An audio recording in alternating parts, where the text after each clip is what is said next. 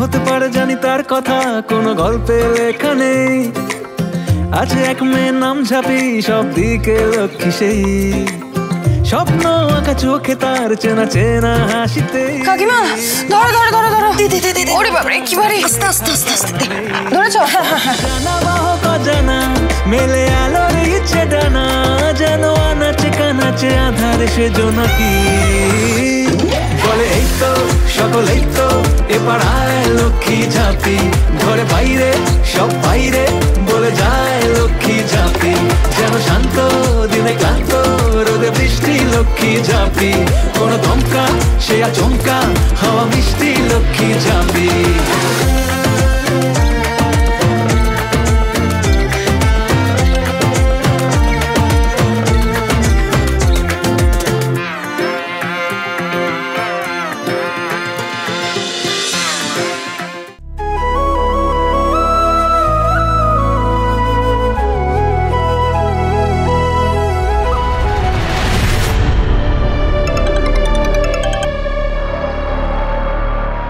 হ্যাঁ আন্টি বলো।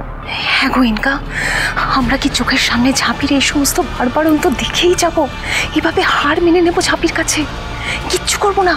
আরে ওর ব্যবসা তো বেড়েই চলেছে। আজ আবার বেশি করে আচার বড়ি পাঁপড় এইসব বানাচ্ছে ওরা। কিছু একটা করো ইনকা, কিছু একটা করো। তুমি যদি এভাবে হাল ছেড়ে দাও তাহলে আমার কি হবে? দেখো আন্টি, আমি এক্ষুনি ঝাঁপির এগেনস্টে কোনো রকম কোনো স্টেপ নিতে পারবো না। দেখো তুমি তো জানোই আমি সদ্য ধরা পড়ে গেছি। আমি যদি এখন আবার কোনো গন্ডগোল করে ফেলি না, দীপের কাছে আমার ইমেজটা একদম নষ্ট হয়ে যাবে। তাই এবার যা করার তোমাকেই করতে হবে। আমি আমি আবার কি করব? আমার কিছু মাথায় খেলছে না। তুমি ভেবেচিন্তে কিছু একটা উপায় বাতলে দাও। আচ্ছা, ওরা ব্যবসা করছে তার মানে তো রান্নাঘর এখন তোমার দখলে? হ্যাঁ গো, আর বলো না। আগে তো ছোটই সব কাজকর্ম করতো, এখন না সব কিছু আমাকে করতে হচ্ছে। আমার আর ভালো লাগে না। শোনো আন্টি,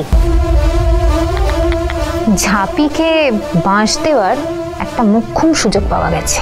হ্যাঁ, আমি বলি কি, তুমি একেবারে হাত তুলে নাও, রান্না বান্না কিচ্ছু করতে যেও না। আমার মন বলছে তুমি রান্না না করলে ঝাঁপিদের রান্না করার কথা মনেও থাকবে না। আর দীপের বাবা কাকারা যখন খাওয়ার সময় খাবার পাবে না, তখন ঝাঁপিদেরকে মজা দেখাবে। ওদের ব্যবসা করা না একেবারে বেরিয়ে যাবে। শোনো আন্টি, তুমি শুধু স্ট্রং থাকবে, আইডিয়াল বউ সাজার কোনো দরকার নেই। বর ছেলে খেতে পাচ্ছে না বলে তুমি আবার গলে যেও না, বুঝতে পেরেছো? তাহলেই কাজ হয়ে যাবে। আচ্ছা।